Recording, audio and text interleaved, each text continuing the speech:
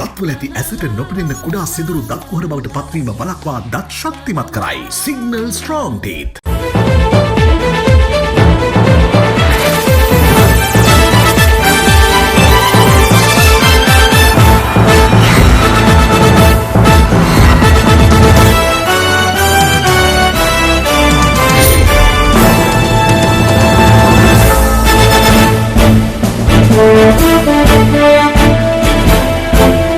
අයිබෝවන් සියලු සමීක්ෂණ වාර්තා නැවත නැවතත් තහවුරු කළ ලංකාවේ අංක 1 ප්‍රවෘත්ති ප්‍රකාශය. පැත්ත ගියත් ඇත්ත කියන හිරු රාත්‍රී 9:55 ප්‍රධාන ප්‍රවෘත්ති ප්‍රකාශය සමගින් මම අමිල්නාත් මාසිංහගේ. මම ශශිකලා කඳුබඩ ආරච්චි. ප්‍රථම නවදානය ප්‍රධාන ප්‍රවෘත්ති සිරස්තල වෙත.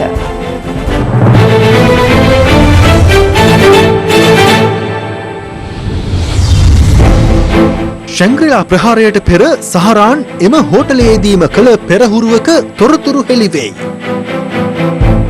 අඟහරුවාදා සිට කොළඹට සහ ගම්පහටත් ඇඳිරි නීතිය ලිහිල් වෙයි.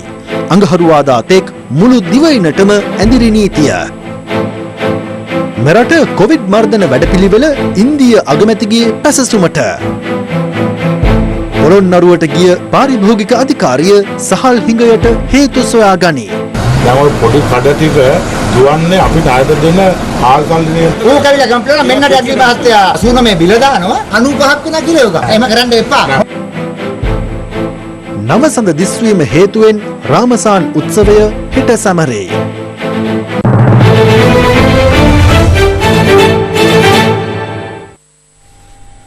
පාස්කුවරදා කොළඹ ශැංග්‍රීලා හෝටලයට එල්ල වූ ප්‍රහාරය එම බෝම්බ ප්‍රහාර මාලාවේ ප්‍රධාන සිද්ධියක්. එම ප්‍රහාරය එල්ල කළ බෝම්බකරුවන් ඊට දින දෙකකට පෙරද එම හෝටලයට පැමිණ ප්‍රහාරය සම්බන්ධයෙන් පෙරහරුවක් කර ඇතැයි පාස්කුවරදා ප්‍රහාරය පිළිබඳ සොයන ජනාධිපති කොමිසම හමුවේ අනාවරණය වුණා. දවසේ පුවත. පාස්කුවරදා ප්‍රහාරය සම්බන්ධයෙන් විමර්ශනය කරන ජනාධිපති කොමිෂන් සභාව හමුවේ ඊයේ පෙරවරුවේ ප්‍රථමයෙන් සාක්ෂි ලබා දුන්නේ ශංග්‍රීලා හෝටලයේ බෝම්බ ප්‍රහාරය සම්බන්ධයෙන් විමර්ශනය කරන අපරාධ පරීක්ෂණ දෙපාර්තමේන්තුවේ ප්‍රධාන පොලිස් පරීක්ෂක ජේ.එම්. මහින්ද ජයසුන්දර මහතායි. තමන් ප්‍රහාරය පිළිබඳ එදින පස්වරුවේ දැනුවත් වූයේ ජනමාධ්‍ය මගින් බව ප්‍රධාන පොලිස් පරීක්ෂකවරයා සඳහන් කළා. ප්‍රධාන පොලිස් පරීක්ෂකවරයා මෙහිදී කොමිසම හමුවේ විශේෂ කරුණක් හෙළිදරව් කළා. ඔහු පැවසුවේ පාස්කු ප්‍රහාරයට පෙර අප්‍රේල් 17 වැනිදා ශංග්‍රීලා හෝටලයේ කාමරයක් වෙන් කරවා ගැනීමට මොහමඩ් හම්ෂාඩ් නමින් පුද්ගලයෙකු පැමිණ ඇති බවට විමර්ශනවලදී අනාවරණ වූ බවයි. නමුත් ව්‍යාජ නමකින් කාමරය වෙන් කරවාගෙන ඇත්තේ සිනමන් ග්‍රෑන්ඩ් හෝටලයට මරාගෙන මැරෙන ප්‍රහාරය එල්ල කළ මොහමඩ් ඉබ්‍රහීම් ඉන්සාෆ් අහමඩ් නැමැති පුද්ගලයා බව පසුව අනාවරණ වූ බවත් සාක්ෂිකරු වැඩිදුරටත් සඳහන් කළා. විමර්ශනවලදී අනාවරණ වී ඇත්තේ ශංග්‍රීලා හෝටලයට මරාගෙන මැරෙන බෝම්බ ප්‍රහාර එල්ල කළ සහරාන් හෂීම් සහ මොහමඩ් ඉබ්‍රහීම් ඉල්හාම් ප්‍රහාරයට දින දෙකකට පෙර එනම් 2019 අප්‍රේල් මාස 19 වැනිදාත් ශංග්‍රීලා හෝටලයට පැමිණ ඇති බවයි. එදින පෙරවරු 7:29ට පමණ එම හෝටලයේ ටේබල් 1 ආපනශාලාවට බෝම්බකරුවන් දෙදෙනා පැමිණ ඇත්තේ ප්‍රහාරයේ පෙරහුරුවක් සඳහා බවට විමර්ශනවලදී අනාවරණ වී තිබෙනවා. අනතුරුව ශංග්‍රීලා හෝටලෙන් පිට වී බෝම්බකරුවන් දෙදෙනා ගොස් ඇත්තේ කොල්ලුපිටියේ පිහිටි මහල් නිවාස සහ සාප්පු සංකීර්ණ වලින් සමන්විත ගොඩනැගිල්ලකටයි. ඒ අනුව එම ගොඩනැගිල්ලේ පස්වන මහලේ නිවසක් අපරාධ පරීක්ෂණ දෙපාර්තමේන්තුවේ විශේෂ පරීක්ෂාවකට ලක් වූ බවත් එහි තිබී විමර්ශනයට අදාළ සාක්ෂි සොයාගත් බවත් පැවසූ සාක්ෂිකරු සඳහන් කළේ ඒවා රස පරීක්ෂකවරයා වෙත මේ වන විට යොමු කර ඇති බවයි. එම නිවසේදී සටහන් කර ගැනුණු ඇඟිලි සලකුණු අනුව සහරාන් හෂීම්ගේ දියණිය එම නිවසේ රැඳී සිට ඇති බවට හඳුනාගෙන තිබෙනවා. එමෙන්ම තවත් විශේෂ කරුණක් මෙහිදී අනාවරණ වුණා. ඒ අදාළ නිවාස සංකීර්ණයේ මුරකරුගෙන් සටහන් කරගත් ප්‍රකාශයකදී ඔහු සඳහන් කර තිබෙනවා සහරාන් හෂීම් ඇතුළු පිරිස සුදු පැහැති වෑන් රථයකින් එම නිවාස සංකීර්ණයට පැමිණි බව. පසුගිය වසරේ අප්‍රේල් 22 වෙනිදා කොච්චිකඩේ දේවස්ථානය අසලදී පුපුරුවා හරිනු ලැබුවේ එම වෑන් රථයේ බව පසුව සිදු කළ විමර්ශනවලදී අනාවරණ වූ බව ප්‍රධාන පොලිස් පරීක්ෂකවරයා සඳහන් කළා. ප්‍රහාරය සඳහා සහරාන් හෂීම් සහ මොහමඩ් ඉබ්‍රහීම් ඉල්හාම් පසුගිය වසරේ අප්‍රේල් 20 වෙනිදා පස්වරු 7:56ට පමණ යලිත් ශංග්‍රීලා හෝටලයට කුලී රථයකින් පැමිණ ඇති බව සාක්ෂිකරු කොමිසම හමුවේ සඳහන් කළා. අදාළ කුලී රථය පැමිණ ඇත්තේ පානදුර පරත්තපාර ප්‍රදේශයේ සිටයි. එහිදී බෝම්බකරුවන් දෙදෙනා විශාල ගමන්මළු රැගෙන ආ බවත් ඒවායේ පුපුරණ ද්‍රව්‍ය රැගෙන විත් තිබූ බවත් පසුව හඳුනාගත් බව ප්‍රධාන පොලිස් පරීක්ෂකවරයා කොමිසමට සඳහන් කළා. මේ අතර ඊබ්‍රහීම් ඉල්හාම් පමණක් ප්‍රහාරයට පෙර දින රාත්‍රියේ ශංග්‍රීලා හෝටලෙන් පිටතට පැමිණ ඇති අතර ඔහු ගල්කිස්ස ප්‍රදේශයේ පිහිටි තවත් නිවාස සංකීර්ණයකට පැමිණ ඇති අතර ප්‍රධාන පොලිස් පරීක්ෂකවරයා සඳහන් කළේ පසුගිය වසරේ අප්‍රේල් මාස 12 වනදා සිට 21 වනදා දක්වා සැකකරුවන් අවස්ථා දෙකකදී කුලී පදනම මත එහි නිවසක් ලබාගෙන ඇති බවටත් අනාවරණ වූ බවයි. සාක්ෂිකරු පැවසුවේ 20 වැනිදා රාත්‍රියේ ගල්කිස්සේ පිහිටි එම නිවාස සංකීර්ණයට පැමිණි ඊබ්‍රහීම් ඉල්හාම් ඉන් අනතුරුව දෙමටගොඩ මහවිල උද්‍යාන පාරේ පිහිටි නිවසකටද පැමිණ ඇති බවයි. එතැන් සිට යළිත් කොල්ලුපිටිය ප්‍රදේශයේ පිහිටි ප්‍රසිද්ධ අවන්හලක් වෙත පැමිණ බිත්තර රොටි 4ක් මිලදී ගත් ඊබ්‍රහීම් ඉල්හාම් ශංග්‍රීලා හෝටලයේ වෙත යළිත් පැමිණ ඇත්තේ 21 වැනිදා අලුයම 1:46ටයි. ප්‍රහාරය සිදු වූ 21 වැනිදා සහරාන් සමග ශංග්‍රීලා හෝටලයේ රැඳී සිටි ඊබ්‍රහීම් ඉල්හාම් පමණක් පෙරවරු 8:08ට පමණ කාමරෙන් පිටතට පැමිණ තුන්වන මහලේ පිහිටි ටේබල් 1 අවන්හලට පැමිණෙනවා.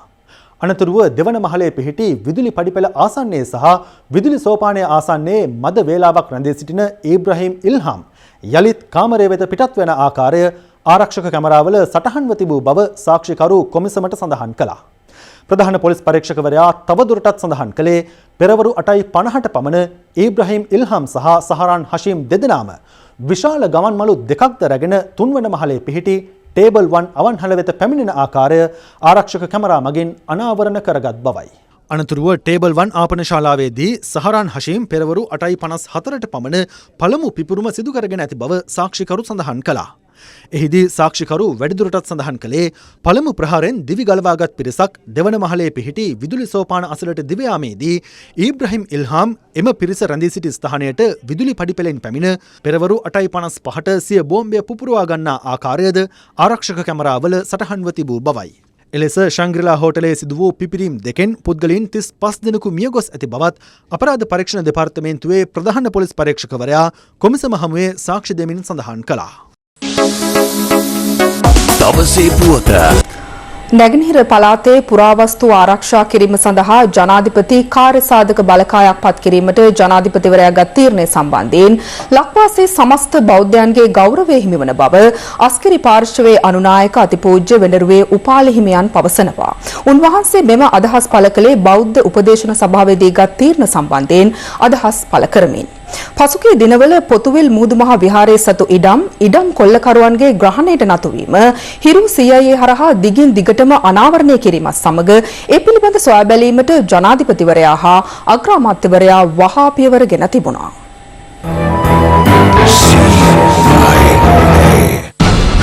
නැගෙනහිර පළාතේ පොතුවිල්ලේ පිහිටා ඇති මොහොඳු මහ විහාර පොදුබිමේ ඉඩම් ආක්‍රමණය සිදු වූයේ පොතුවිල් ප්‍රාදේශීය සභාවේද නොබඳ සහයෝගය මතයි. පසුගිය යහපාලන ආණ්ඩුව සමයේද හිරු CIA අවස්ථා ගණනාවකදී මෙම ඉඩම් ආක්‍රමණය සිදුවන අවස්ථාවේම පෙන්වා දුන්නද එකල රජයේ බලධාරීන් කිසිදු ක්‍රියාමාර්ගයක් ගත්තේ නැහැ. ජනාධිපති ගෝඨාභය රාජපක්ෂ මහතා ජනාධිපති ධුරයට පත්වීමත් සමග ක්‍රමිකව නිහඬ වූ ඉඩම් ආක්‍රමණකයන් යලි කරලියට පැමිණෙන්නේ COVID-19 ව්‍යාප්තිය පාලනයට රට පුරා ඇඳරි නීතිය ක්‍රියාත්මක වීමත් සමගයි. ඉඩම් ආක්‍රමණකයන් කොතරම් බලපෑම් එල්ල කළද බාධා කිරීම මැද්දේ හිරු CIA මෙම අනවසර ඉඩම් කොල්ලය රටට හෙළි කළා. මම හිටියා. ඒවට එහෙම කියන්න බෑ. අපගේ එම අනාවරණයත් සමග රට පුරා මුහුදු මහා විහාරයේ ඉඩම් කොල්ලය පිළිබඳ විශාල කතාබහක් මත වූ අතර ආරක්ෂක ලේකම් විශ්‍රාමික මේජර් ජෙනරාල් කමල් ගුණරත්න මහතා යුද හමුදාපති නාවික හමුදාපති වැඩබලන පොලිස්පතිවරයා ඇතුළු පිරිස් සමග වහා නැගෙනහිර පළාතේ සංචාරයකද නිරත වුණා. මුහුදු මහා විහාරයට මේ වෙච්ච බැද්දිය මම දැකගත්තේ හිරු මාධ්‍ය හරහා. ඉතින් අපි රජයේ පැත්තෙන් මේ ස්ථාන ආරක්ෂා කරන්න අවශ්‍ය සියලුම සහයෝගය ලබා දෙනවා. ආරක්ෂක ලේකම්වරයාගේ මෙම සංචාරයෙන් අනතුරුව මුහුදු මහා විහාරයේ ආරක්ෂාව සඳහා නාවික හමුදා උප අනුකණ්ඩයක්ද පිහිටුවීමට පියවර ගනුණා. මේ අතර ජනාධිපති ගෝඨාභය රාජපක්ෂ මහතා නැගෙනහිර පළාතේ පුරාවස්තු ආරක්ෂා කිරීමට ආරක්ෂක ලේකම්වරයාගේ ප්‍රධානත්වයෙන් ජනාධිපති කාර්යසාධක බලකායක් පිහිටුවන බව ඊයේ රැස් වූ බෞද්ධ උපදේශක සභාවේදී ප්‍රකාශ කළා. ජාතික ආරක්ෂාව පිළිබඳව මම නිතරම ක්‍රියා කරනවා. ඒ හින්දා තමයි ආරක්ෂක ලේකම්වරයාගේ ඉඳලා සියලුම ඒහා සම්බන්ධ තනතුරු මට විශ්වාස හැකියාවක් තියෙන දක්ෂ පුද්ගලයන් පත් කරලා තියෙන්නේ. ඒ අයට මම නිසි උපදෙස් දීලා තිනවා. සෑම විටම සාකච්ඡා කරනවා. බුද්ධාංශය ඉතාමත්ම වැදගත් මේ කාර්යයේදී. ඒ අයට නිසි බලතල ලබා දීලා තිනවා. හොඳ පුද්ගලයන් මම පත් කරලා තියෙනවා. නිරතුරුවම කාර්යය හරියට සිද්ධ වෙනවා තියෙනවාද කියන එක මම පරීක්ෂා කරනවා. නැගෙනහිර පළාතේ පුරාවස්තු ආරක්ෂා කිරීමට ගත් පියවර සම්බන්ධයෙන් අස්කිරි පාර්ශවයේ අනුනායක අතිපූජ්‍ය වෙඩරුවේ උපාලි හිමියන් ප්‍රමුඛ මහා සංඝරත්නය මෙලෙස අදහස් පළ කළා. හිරු CIA පෙන්වීම තුළ සතුටු විය හැකි වැඩ පිළිවෙලක් මුහුදු මහ විහාරය වෙනුවෙන් ලැබී තිබෙනවා කියලා සතුටින් සිහිපත් කරන්නට කැමැතියි. ජනාධිපතිතුමන් මේ ගත්ත වැඩපිළිවෙල අති විශිෂ්ටයි. මේ උදාර කාර්යයට මුල පිරීමට මඟ පෑදූ හිරු මාධ්‍යයටත් අපේ පුණ්‍යානුමෝදනාව හිමි වෙනවා. ඓතිහාසික මුහුදු මහ විහාරයේ අයිතිවාසිකම් උරුමයන් අහිමි වන අවස්ථාවේදී හිරු මාධ්‍ය ජාලයේ CIA ගවේෂණාත්මක කණ්ඩායම් මගින් විශේෂ අනාවරණයක් කිරීම විශේෂයෙන් අගය කරනවා. අතිගරු ජනාධිපතිතුමාගේ අවධානය ඒ පිළිබඳව යොමු වීමත් නැගෙනහිර පළාතේ සියලු පුරාවිද්‍යාත්මක ස්ථාන සංරක්ෂණය කිරීම සඳහා විශේෂ කාර්ය බලකායක් පිහිටුවීම ගැනත් රජයට ප්‍රශංසාව පළ කර සිටිනවා. මේ මාස 26 වෙනිදා සිට තවදුරටත් ඇඳුරු නීති තත්ත්වය ලිහිල් කිරීමට රජය තීරණය කර තිබෙනවා. ඒ අනුව කොළඹ සහ ගම්පහ දිස්ත්‍රික්කවලට අඛණ්ඩව පනවා තිබූ ඇඳුරු නීතිය එදින සිට ලිහිල් කරනු ඇති.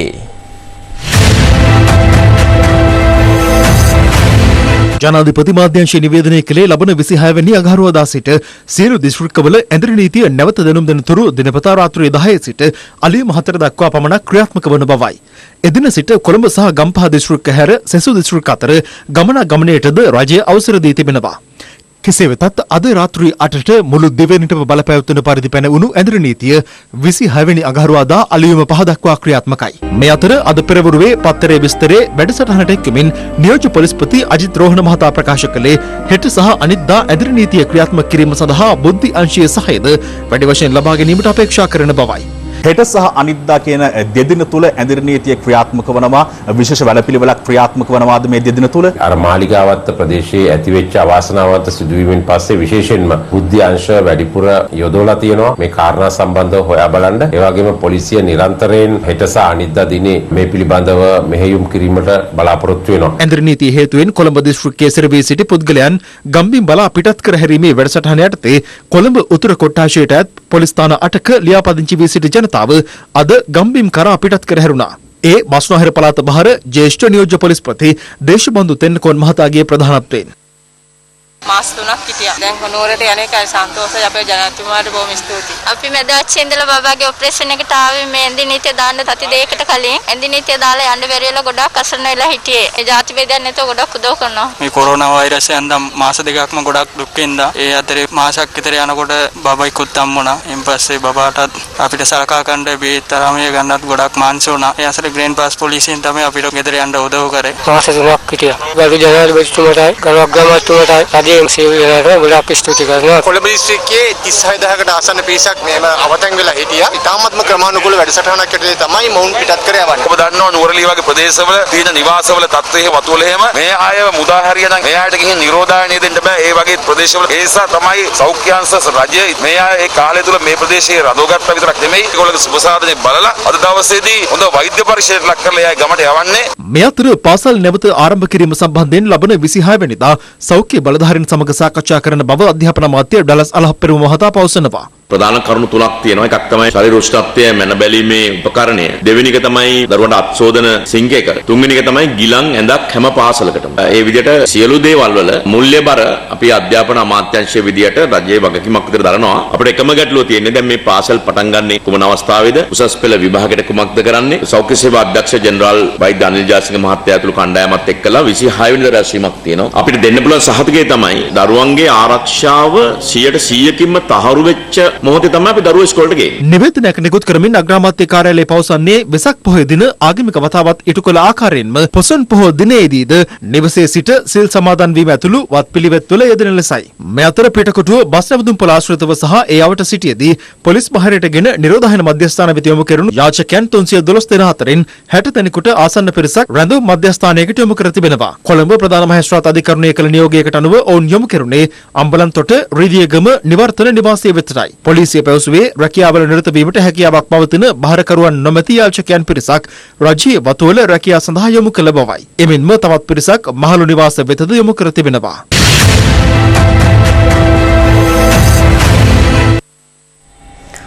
සහල් හිඟයක් ඇති වී ඇත්තේ ප්‍රධාන වීමෝල් හිමියන් වෙළඳුන්ට පනවා ඇති කොන්දේසි හේතුවෙන් බව පාරිභෝගික කටයුතු පිළිබඳ අධිකාරියේ සභාපතිවරයා පවසනවා.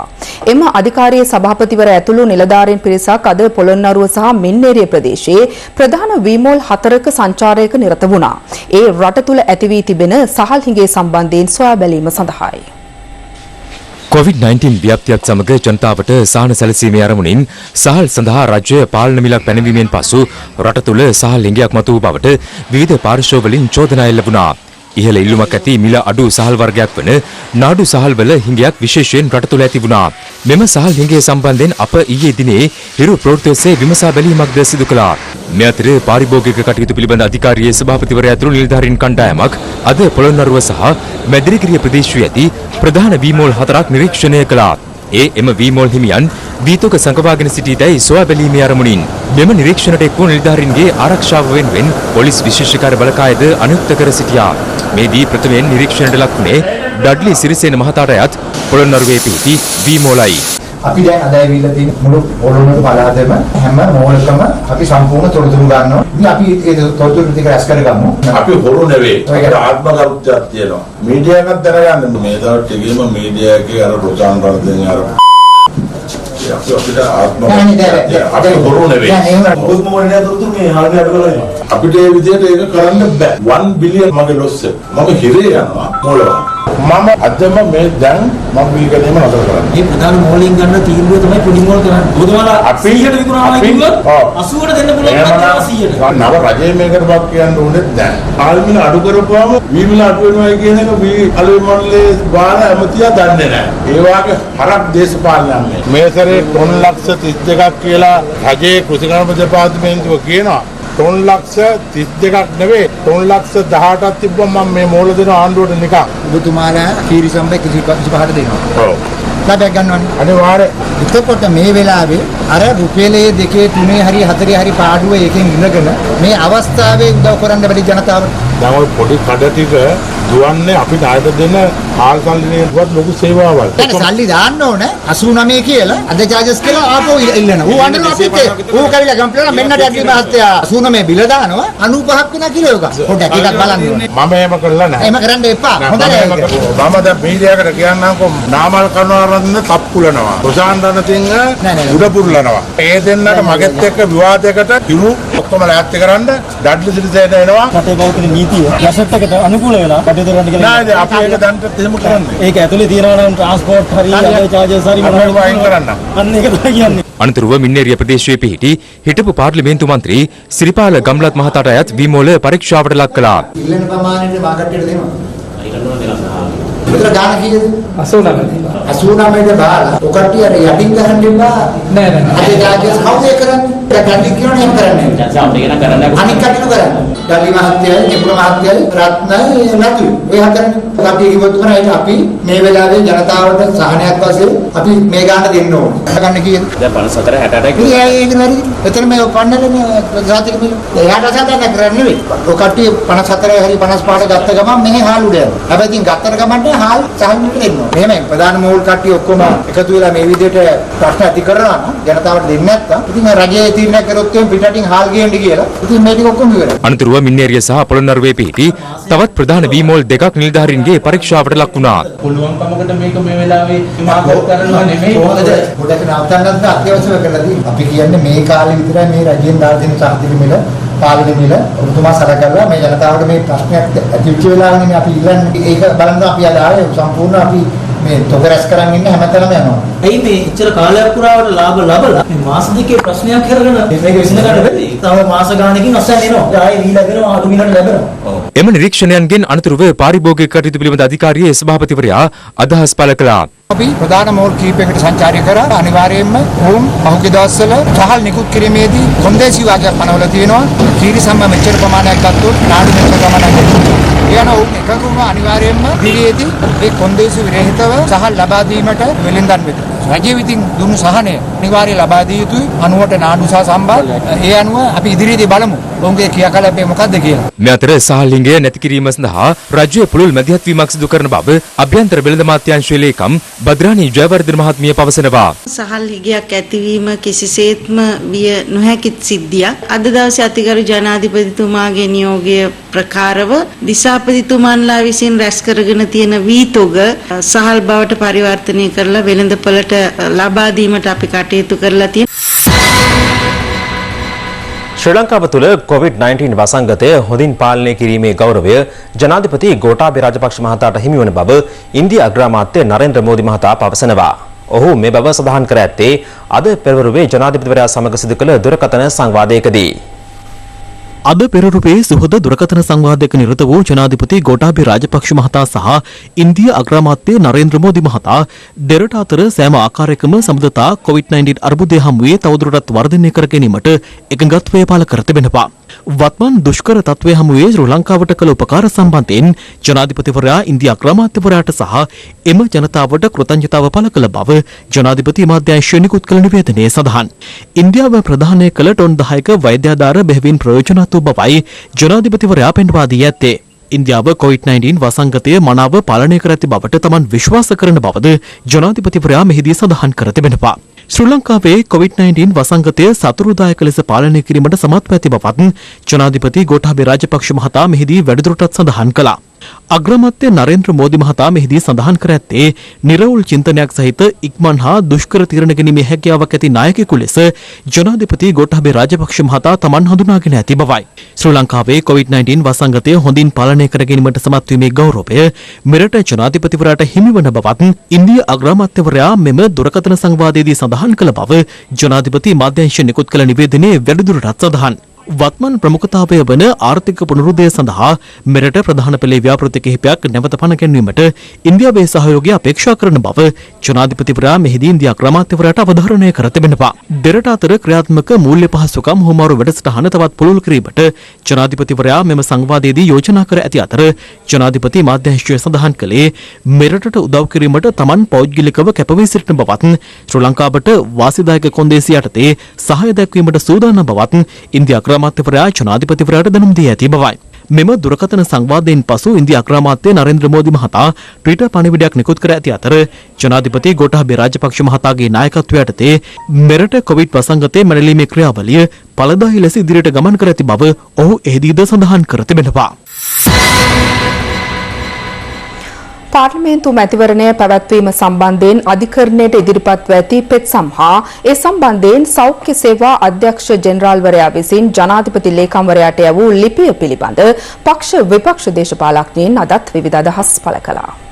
මැතිවරණ කොමිසම අධිකරණයට ගිහිල්ලා කියනවා කොරෝනා තත්ත්වය නිසා එයාට මාස දෙකක්වත් ඕනි ඡන්දෙ තියන්න. කූල් මහත්තයාගේ දැඩි බලපෑම නිසා මෙහෙම වෙනවාද කියලා සැකයක් අද මුළු රටම ඇති වෙලා තියෙනවා. මැතිවරණ කොමිසම සුවාදීන වුණේ නැත්නම් රටේ ප්‍රජාතන්ත්‍රවාදයට බලවත් අමතුරක්. කාන්තාවන් නැති රටකට වින්නඹු මාතාවන් අවශ්‍ය නැසේම මැතිවරණ නොපවත්වන රටකට මැතිවරණ කොමිසමකිනුත් ඇති පළක් නැහැ. තාම අපේක්ෂකයන්ගේ අංකවත් දීලා නැහැ. තාම මැතිවරණ කාර්යාලය අපට ඕනේ විස්තර ටික ගන්න විදිහක් නැහැ. එහෙමනම් කොහොමද ඡන්දයක් තියන්න පරිසරය හැදෙන්නේ? ආණ්ඩුව මොකටද ඒ තරම් හදිස්සි වෙන්නේ? මැතිවරණ කොමිසම වෙනුවෙන් ඉදිරිපත් වෙන සාලිය පීරිස් මහත්මයා තමයි පහුගිය රජයේ විසින් අතුරුදහන් වූවන්ගේ සංගමයේ සභාපතිත්වයට පත් කරන්නේ. ඒ වගේම රටේ සෑම කෙනෙක්ම දන්නවා ඔවුන්ගේ දේශපාලන සම්බන්ධකම්. මේ එක්සත් ජාතික පක්ෂයේ දෙමළ සන්ධානය මුස්ලිම් කොංග්‍රසයේ එකතු වෙලා ඉල්ලපු මැතිවරණය කල් දැමීමේ ව්‍යාපාරයේ තාමත්ම සූක්ෂම වැඩපිළිවෙලක් හැටියට බොහොම පැහැදිලිව පේනවා. දැන් කොරෝනා වසංගතයේ මේ රටේ නෑ. අපි මාස්ක් පළ දාන්න ඕනේ නෑ. අපි ගවුස් දා ගන්න ඕනේ නෑ. මීටරේ දුර තියෙන එක ඉන්න අවශ්‍යතාවයක් නෑ. අපිට මැතිවරණයකට යන්න පුළුවන් කාලයක් දැන් එළඹිලා තියෙනවායි කියන එක සෞඛ්‍ය ඒ අධ්‍යක්ෂකතුමා පැහැදිලිව ජනතාව ඉදිරියට ඇවිල්ලා සාතිකයක් දෙනවා නම් ඒක අපිට ප්‍රමාණවත්. අර මැතිවරණ කොමසාරිස්තුමාට දාපු මේ බලපෑමම මේ සෞඛ්‍ය අධ්‍යක්ෂක ජෙනරාල්තුමාගෙන් බලහත්කාරයෙන් ප්‍රකාශයක් ගන්න හදනවද කියන ප්‍රශ්නය දැන් අපිට පැන නැගෙනවා. අද රට සාමාන්‍යකරණය වෙමින් පවතිනවා. අනිකුත් සියලුම ශ්‍රේෂ්ඨයන් සාමාන්‍යකරණයට පත් වෙනවා නම් මැතිවරණ කොමිසම පමණක් අක්‍රියව සිටින්න කිසිම හේතුවක් නැහැ. මැතිවරණ කොමිසම තුළ බෙදීමක් ඇති වෙලා තියෙනවා. මැතිවරණ කොමිසමත් දැන් මැතිවරණය නොපැවැත්වීම සඳහා අවශ්‍ය සියලුම කරුණු ඒකරාශී කරනවා. ප්‍රචාරක කටයුතු නිදහසේ කරන්න පුළුවන්. ඡන්දදායකයාට ඡන්ද පොරට බය නැතුව යන්න පුළුවන්. රජයේ සේවකයන්ට බය නැතුව ඡන්ද ගණන් කරන්න සහ අනිකුත් රාජකාරී කරන්න පුළුවන් පරිසරයක් හැදෙන පළවෙනි දවසේ අපි ඡන්ද කරන්න ලෑස්ති. පහුගිය කාලේ කොවිඩ් තිබුණේ නැහැ. නමුත් මැතිවරණ කීයක් කාලෙ දැම්මද? ජනතාවගෙන් ලැබෙන ප්‍රතිචාරය දන්න නිසා මේ අය බයයි ජනතාව ඉදිරියට යන්න. දුරස්ථභාවය අනුව ඡන්ද පොලිම තියපු හැටි කිලෝමීටර් 2ක් 3ක් තියෙන මිනිස්සු කල්පනා කරා කිලෝමීටර් 3ක් අවුවේ ඉඳලා යනවට වැඩිය හොඳයි. ඡන්දේ නොදා ගෙදරට වෙලා ඉන්නේ. ඇඟිල්ල පාට කරන එක මූණයි කටයි දෙකම වහගෙන එන එකත් මූණයි කටයි දෙකම වහගෙන ආපුවාම කොයි එකාද කියලා අඳුරන්න බෑ. හැඳුනුම්පත ගත්තට පස්සේ මූණ දිහා බලපුවාම ඌට එලෝ පොල් පේනවා. මැතිවරණ තියෙනක ජනතාවගේ ප්‍රජාතන්ත්‍රවාදී අයිතියක්. මේ අයිතිය රකින්න තමයි මැතිවරණ කොමිසම ඉන්නේ. නැතුව මේ එහෙට මෙහෙට බෝල පාස් කර කර ඉන්නේ නෙමෙයි. තවත් කොවිඩ් ආසාදිතයන් 40ක් අද සුවය ලැබීමත් සමග මෙරට සුවය ලැබූ පුද්ගලයන් සංඛ්‍යාව 660ක් දක්වා ඉහළ ගියා. මේ අතර COVID-19 වෛරසයට එරෙහිව මිනිසුන් යොදාගෙන අත්හදා බැලූ එන්නතක් පළමු වරට සාර්ථක ප්‍රතිඵල අත්කර දෙමින් පවතින බව සුප්‍රසිද්ධ ද ලැන්සර්ඩ් සංගරාව වාර්තා කරනවා.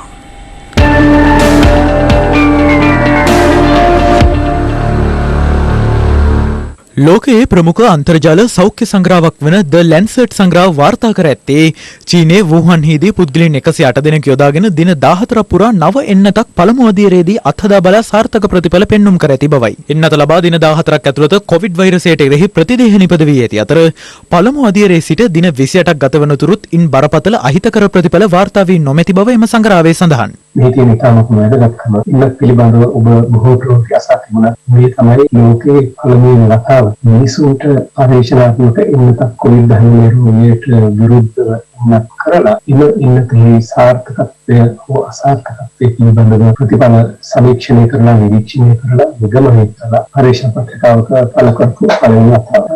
ඉන්නතේ වැඩිදුර සාර්ථකත්වය ගැන මාස 6ක් විතර යනකොට දැනගන්නට පුළුවන් වෙයි. එන්නතක් සොයාගත්තා කියලා ඉතාමත්ම සතුටු වී මට්ටමක් හැටියට මා දකින්නේ නැහැ. නමුත් ඉවැනි සාර්ථක ගමනක හොඳ පෙරමග ලකුණු හැටියට අපිට මේක දකින්නට පුළුවන්. මේ අතර අද පෙරවරු 10 වන විට මෙරට COVID-19 වෛරසයෙන් පූර්ණ සුවය ලැබූ සංඛ්‍යාව 660ක් දක්වා ඉහළ ගොස් තිබුණේ. තවත් 40 දෙනෙකු සුවය ලබා නිවෙස් වලට පිටව යාමෙන් අනතුරුවයි. ඊයේ සහ අද නව ආසාදිතයින් 30 දෙනෙකු වාර්තා වීමත් සමග අද පස්වරු 6 වන විට මෙරට කොවිඩ් ආසාදිතයින් සංඛ්‍යාව 1085ක් දක්වා ඉහළ ගියා.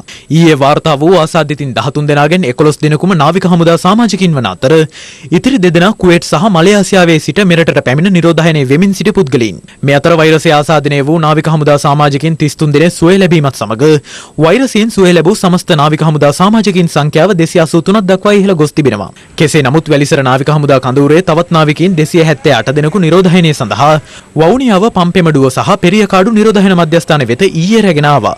ඔවුන් දින 21ක් නිරෝධායනයට ලක් කිරීමට නියමිතයි. මේ අතර දිනක් තුල මෙරට වැඩිම PCR පරීක්ෂණ සංඛ්‍යාව වූ පරීක්ෂණ 1970ක් ඊයේ දිනය තුල සිදු කළ බව සෞඛ්‍ය සේවා අධ්‍යක්ෂ ජෙනරාල් විශේෂඥ වෛද්‍ය අනිල් ජාසිංහ මහතා සඳහන් කළා. ඒ අනුව මෙරට සිදු කළ සමස්ත PCR පරීක්ෂණ සංඛ්‍යාව 50000 ඉක්මවා ගොස් තිබෙනවා. මේ අතර ත්‍රිකුණාමලයේ සමන්පුර ප්‍රදේශයේ හෘදයාබාධයක් හේතුවෙන් මියගිය 50 හැවිරිදි කාන්තාවගේ අවසන් කටයුතු නිරෝධායන නීතිවලට පටහැනිව සිදු කිරීමට යාමේදී ඥාතීන් සහ ප්‍රදේශවාසීන් අතර උණුසුම් තත්ත්වයක් ඇති වුණා. ඇයට COVID-19 ආසාදිත නොවූ බවට PCR පරීක්ෂණ මගින් තහවුරු වී ඇති අතර කෙසේ වෙතත් සෞඛ්‍ය අංශ උපදෙස් ලබා දී ඇත්තේ දේහය මුද්‍රා තබා පසු දිනම අවසන් කටයුතු සිදු කරන ලෙසයි.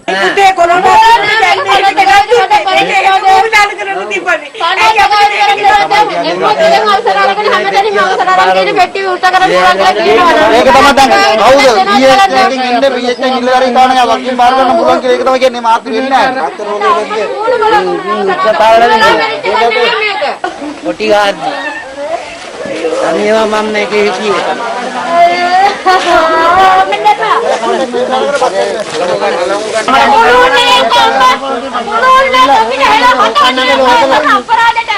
රුසියාවේ අධ්‍යාපනය ලැබූ මෙරට සිසුන් 260 දෙනෙකු ඊයේ රාත්‍රියේ මෙරටට පැමිණි අතර ඔවුන් සියලු දෙනා නිරෝධායනයට ලක් කර තිබෙනවා.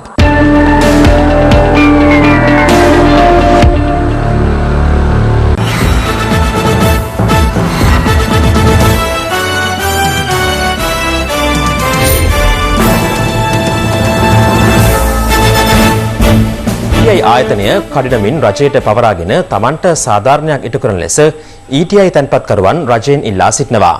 ඔවුන් මෙම ඉල්ලීම සිදු කළේ අද කොළඹදී ප්‍රවෘත්ති සාකච්ඡාවකට එක් වෙමින්. එදිරිසිංහ පවුලේ මේ 4 දෙනා සුරසැප විඳින්දී ජ්‍යෙෂ්ඨ පුරවැසි ජීවිත කාලයට උපයාගත්ත මුදල් අහිමි වෙලා අද අන්ත අසරණ තත්ත්වයකට පත් වෙලා තියෙනවා. මේ මුදල් මේගොල්ලෝ ගාව තියෙනවා. මේක එසේ මෙසේ නෙමෙයි බිලියන 33.5 දැනට බිලියන 23ක් ප්‍රමාණයක් දෙන්න තියෙනවා. මේකට ශ්‍රී ලංකා මහ බැංකුව වග කියන්න ඕනේ. ETI ආයතනය තාමත් විවෘතව පවතිනවා. මේක මහා පරිමාණයේ වංචාව මහ බැංකු මංකොල්ලට තපන් දැවැන්ත එකක් මේ කරේ. අද LTT කොටි සංවිධානයට මේ දේපොළ විකුණලා එතනත් බිලියන 5ක් මේගොල්ලෝ මහා පරිමාණයක වංචාවක් කළා. අතිගරු ජනාධිපතිතුමා ගරු අග්‍රාමාත්‍යතුමාගෙන් අපි ඉල්ලා සිටින්නේ ඔබතුමාලගේ අවධානය යොමු කළා මේ ප්‍රශ්නේ අපිට විසඳලා දෙන්න. මාස දෙකක් වෙනවා පොලියේ නෑ. අපිට බේත් ටික ගන්න විදියක් නෑ. ජීවත් වෙන්න විදියක්ම නෑ. එක රජයට ගන්න. ඊටයගේ 4 දෙනා අද තැම්පත් කරුන්ට මේම දුකක් දීලා රජ සැප විඳින්නේ. ඇයි මේ ඉච්චර දෙයක් වෙලත් මෙහු අත්අඩුවට ගන්න නැත්තේ? මොකද්ද මේකේ රාස? මගේ ගේ විකුණලා මම මේ ඉතියි ආයතනට මුදල් දැම්මේ. අපිට වෙන කියන්න කෙනෙක් නෑ. ඔබතුමන්ලා විතරයි ඉන්නේ. අපි කාට කියලා කියන්නද? ඉක්මනින් මේ ප්‍රශ්නේ විසඳලා අපිට පොලිය හරි ලැබෙන්න සලස්වන්න. අගමැතිතුමනි, ජනාධිපතිතුමනි පින් සිද්ධ වෙයි අපිට පිට වෙන්නේ. මා බැංකුවේ ලියාපදිංචි නිසා තමයි හිටියේ එකට මුදල් තැන්පත් කළේ. දැන් මාස දෙකක් වෙනවා පොලියෙන් දැන් මට ලබන මාසෙක ඉදිරිය යන්නේ වෙනවා. අපිට පොලිය දීලා අපිට පිට වෙන්නේ.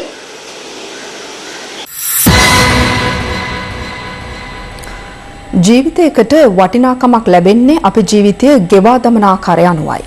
ජීවිතේ එපා වූ තරුණයෙකුට ජීවිතේ පරදුවට තබා උපකාර කළ තරුණයෙකු ගැන මේ දිනවල මුළු රටම කතා කරනවා. අවාසනාවන්ත ලෙස කොත්මලේ ජලාශයේ සැඟව ගිය එම තරුණයා අද අවසන් ගමන් ගියා.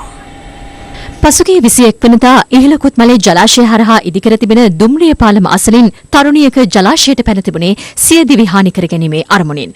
නමුත් මරණයේ බිය දැනුණු ඇය ජලාශය මැද්දේ ගිලමින් ජීවිතය අයදින්නට පටන් ගත්තේ නිමේෂයකින්. පාලම මත සිට කෑගසමින් සිටි පිරිස අතරින් එක් අයෙක් එකවරම ජලාශයට පැන්නා. ඒ රිස්වාන්. ජලකඳ හා පොරබදිමින් අදාළ තරුණිය වෙත ළඟා වුවත් උදා වුණේ කිසිවෙකු අපේක්ෂා නොකළ අවසානයක්. රිස්වාන්ගේ සිරුර සොයාගත්තේ පැය 7කට ආසන්න මෙහෙයුමකින් පසුවයි.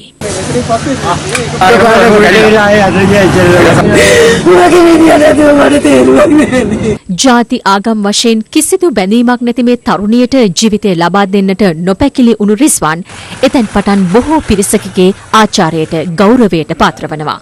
රිස්වාන් විවාහ වී සිටින්නේ කතෝලික ආගමේ කාන්තාවක් සමගයි. රිස්වාන්ගේ මව බෞද්ධ කාන්තාවක්. පියා මුස්ලිම් ජාතිකයෙක්. ඒ අනුව රිස්වාන්ට ජාති ආගම් ભેද කිසිවක් නැති පෞල් පරිසරයක් උරුම වී තිබුණා. මේ අතර සියදිවි හානි කර ගැනීමේ අරමුණින් ජලාශයට පැන්න තරුණිය තවමත් ලිදුල ප්‍රාදේශීය රෝහලේ ප්‍රතිකාර ලබනවා. ඔය විදියට සුළුෙන් ඉඳන් එපා ජීවිතය ගැන. රට සමීප වුණාම අර ළමයි දෙන්න බලන්න යනවද? අනිවාර්යයෙන්. රටම කතා කරන මේ ධෛර්යවන්ත මුස්ලිම් ජාතික දෙදරුපියා අද පස්සරුවේ අවසන් ගමන් ගියා. ජීවිතයක් ජීවත් කරවීම වෙනුවෙන් තම දිවි කැප කළ රිස්වාන් වැන්නවුන් අන්තවාදී මතදරන බෙදීම් ඇති කරන්නට වෙරදරන සහරාන්ලා ඊබ්‍රහීම්ලා වැන්නවුන්ට සදාතනික ආදර්ශයක්.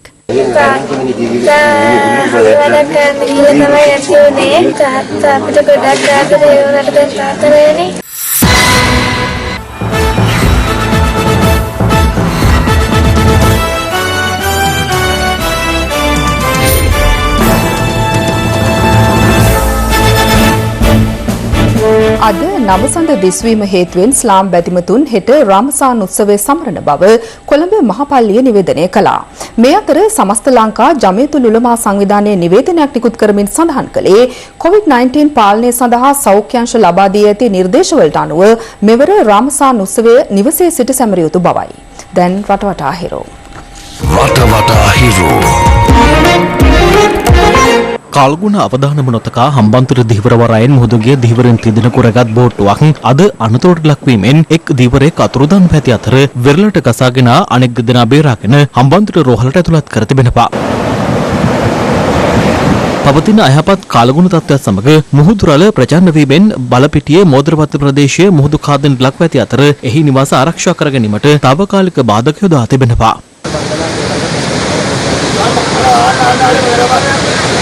වටවටා හිරෝ.